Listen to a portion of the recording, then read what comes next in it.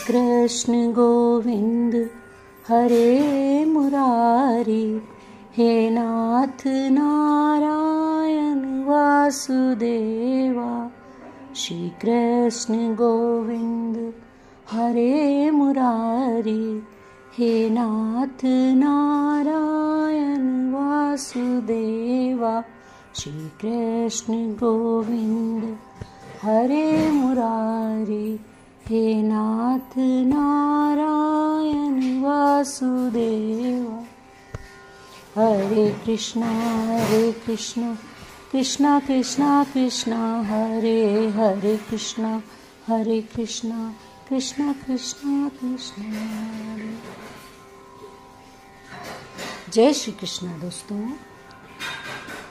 मैं आप लोग को अपने चैनल रंग बिरंगी दुनिया से डेली नई इन्फॉर्मेटिव वीडियोस और ब्लॉग्स लाते रहती हूँ। तो आज मैं फिर से लेकर आ गई हूँ एकादशी की कथा, चैत्र मास की एकादशी जिसे कहते हैं कामदा एकादशी।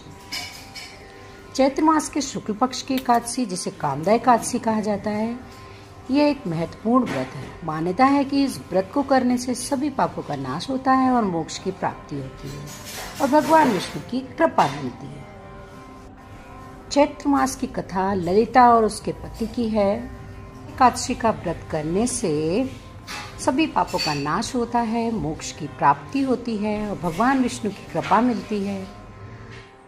घर में सुख समृद्धि आती है और इस दिन ब्रह्म मुहूर्त में उठकर स्नान करें और स्वच्छ वस्त्र पहनकर भगवान विष्णु का जाप करें, उनका ध्यान करें, विधि विधान से भगवान विष्णु की पूजा करें। इसके बाद व्रत कथा सुने। तो आइए चलते हैं कथा की ओर। धर्मराज युधिष्ठिर कहने लगे कि हे भगवान, मैं आपको कोटि कोटि नमस्कार करता हूँ। अब आप कृपा करके चैत्र शुक्ल एकादशी का महात्म्य कहिए।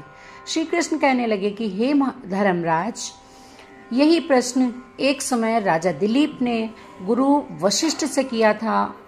जो समाधान उन्होंने किया वो सब मैं तुमसे कहकर सुनाता हूँ। प्राचीन काल में भोगीपुर नामक एक नगर था। वहां पर अनेक ऐश्वर्यों से युक्त पुंडरीक नाम का एक राजा राज्य करता था। भोगीपुर नगर में अनेक अप्सरा, किन्नर तथा गंधर्व वास करते थे। उनमें से एक जगह ललिता और ललित नाम के दो स्त्री पुरुष अत्यंत वैभवशाली घर में निवास करते थे। उन दोनों में अत्यंत स्नेह था, यहाँ तक कि अलग अलग हो जाने पर दोनों व्याकुल हो जाते थे। एक समय पुंडरीक की सभा में अन्य गंधर्वों सहित ललित भी गान कर रहा था। गाते गाते उसको अपनी प्रिय ललिता का ध्यान आ गया और उसका स्वर भंग होने के कारण गाने का स्वरूप बिगड़ गया। ललित के मन के भाव जानकर काककोट नामक नाग ने पद भंग होने पर कारण राजा से कह दिया।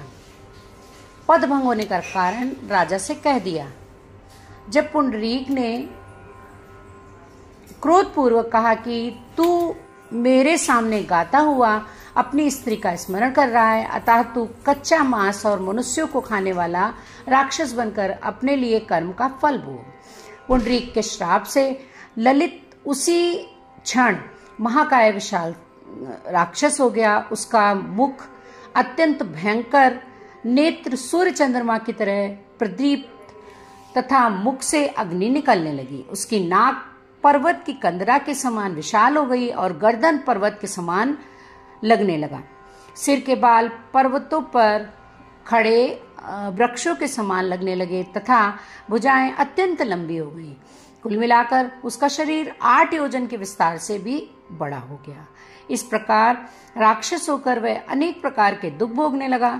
जब उसकी प्रियतमा ललिता को यह वृतांत मालूम हुआ तो उसे बहुत दुख हुआ और वह अपने पति के उद्धार का यत्न सोचने लगी। वह राक्षस अनेक प्रकार के घोर दुख सहता हुआ घने वनों में रहने लगा। उसकी स्त्री उसके पीछे पीछे जाती और विलाप करती रहती। एक बार ललिता अपने पति के पीछे पीछे घूमती घूमती विंध्याचल पर्वत पर पहुंच गई, जहां पर भृंगी ऋषि का आश्रम था। तब शीघ्र ही श्रृंगी ऋषि के आश्रम में आ गई और वहां आकर विनीत भाव से प्रार्थना करने लगी। उसे देखकर श्रृंगी ऋषि बोले कि हे सुभगे, तुम कौन हो और यहाँ किस लिए आई हो? ललिता बोली कि हे मुने, मेरा नाम ललिता है। मेरा पति राजा पुंडरीक के श्राप से विशालकाय राक्षस हो गया है। उसका मुझको महान दुख है। उसके उद्धार का कोई उपाय बतलाइए। श्रृंगी ऋषि बोले कि हे गंधर्व कन्या, अब चैत्र शुक्ल एकादशी आने वाली है, जिसका नाम कामदा एकादशी है। इसका व्रत करने से मनुष्य के सब कार्य सिद्ध हो जाते हैं। यदि तू कामदा एकादशी का व्रत कर उसके पुण्य का फल अपने पति को दे देगी तो शीघ्र ही राक्षस होने से उसे मुक्ति मिल जाएगी और राजा का श्राप भी अवश्य में शांत हो जाएगा। मुनि के ऐसे वचन सुनकर ललिता ने चैत्र शुक्ल एकादशी आने का उसका व्रत किया और द्वादशी को ब्राह्मणों के सामने अपने व्रत का फल अपने पति को देती हुई भगवान से इस प्रकार प्रार्थना करने लगी कि हे प्रभु, मैंने जो यह व्रत किया है इसका फल मेरे पति देव को प्राप्त हो जाए, जिससे वह राक्षसी होने से मुक्त हो जाए। एकादशी का फल देते ही उसका पति राक्षसी होने से मुक्त होकर अपने पुराने स्वरूप को प्राप्त हो गया। फिर अनेक सुंदर वस्त्राभूषण से युक्त होकर ललिता के साथ विहार करने लगा। इसके पश्चात वे दोनों विमान में बैठकर स्वर्गलोक को चले गए। वशिष्ठ मुनि कहने लगे कि हे राजन, इस व्रत को विधि पूर्वक करने से समस्त पाप नाश हो जाते हैं और राक्षस आदि की योनि भी छूट जाती है। संसार में इसके बराबर कोई दूसरा व्रत नहीं है। इसकी कथा पढ़ने तथा सुनने से वाजपेयी यज्ञ के समान फल प्राप्त होता है। बोलो विष्णु भगवान की जय। श्री कृष्ण गोविंद हरे मुरारी, हे नाथ नारायण वासुदेवा। श्री कृष्ण गोविंद हरे मुरारी, हे नाथ नारायण वासुदेवा। हरे कृष्णा कृष्णा कृष्णा हरे हरे, हरे कृष्णा कृष्णा कृष्णा हरे। कृष्ण गोविंद हरे मुरारी, हे नाथ नारायण वासुदेवा।